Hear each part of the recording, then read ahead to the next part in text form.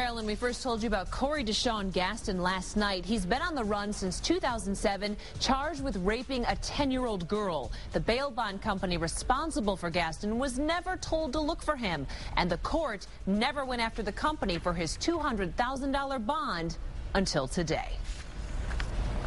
The notice arrived today, more than 3 years since Gaston was charged. And now, U-Walk Bail Bonds of Detroit has finally been told what it should have been told years ago.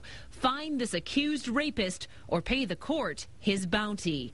It comes hours after our initial report. And today, Wayne County's CEO told us fixing the court's bond system is long overdue. Chief Judge Virgil Smith recently sued the county executive's office, saying the court's not properly funded. Ficano says the court isn't being fiscally responsible. Obviously, I'm disappointed because we have been in litigation with the Third Circuit Court, and we've always been saying that instead of trying to manage through litigation, to try to find ways to manage better. And, you know, it was disappointing. As we showed you last night, accused criminals have been skipping court and walking free without being pursued for the lion's share of their bond money, the court's single most powerful tool to pressure a defendant to show up in court. By our estimate, it's left almost $65 million in uncollected, forfeited bonds since the 1980s. It's an issue that was brought to the attention of the Third Circuit Court about 6 years ago, Ficano says, but needed reforms were never made. That's a lot of money, and that would have saved us a lot of what we could do in the county, because we've been sued and the court keeps demanding more money. County employees like Joyce Ivory expressed frustration today. She and others have lived through slashes in salaries, budgets, and services for years. Bonding has been going on for many, many, many years, and it should not have taken Channel 7 to investigate this particular incidents for them to get up and start doing something about it.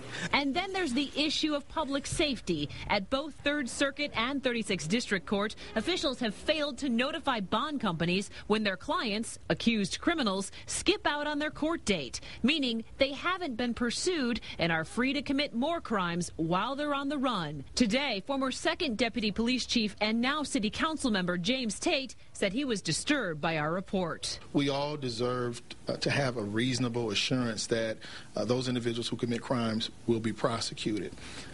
We're talking millions and millions of dollars here. I am pleased that Judge Kenney and Judge Atkins have agreed that there needs to be a review, and they are going to be doing things differently.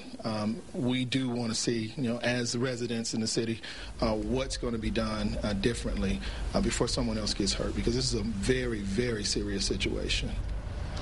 The presiding judge of the Wayne County Circuit Court Criminal Division, Judge Timothy Kenny, has given orders to start going after bond aggressively. It's the first step in getting accused criminals to turn themselves in. And we want to point out that this problem with not pursuing bond started long before Judge Kenny took over the Criminal Division. The judge was very forthcoming with us, and he promised reform as soon as we brought this problem to his attention. So he inherited this. He's going to fix it. Wow, quick response. At least getting the money back and the criminals off the street are probably even better. Now, you talked about that 10-year-old girl. Have you talked to her mom yet? Yes, we just heard from her, and she told us that right as we were putting this together, she is furious that nobody has been looking for this man. Now they're going to do it, and if they can't find him, the bond company is going to have to come up with the rest of that money. Which means the bond company also starts looking.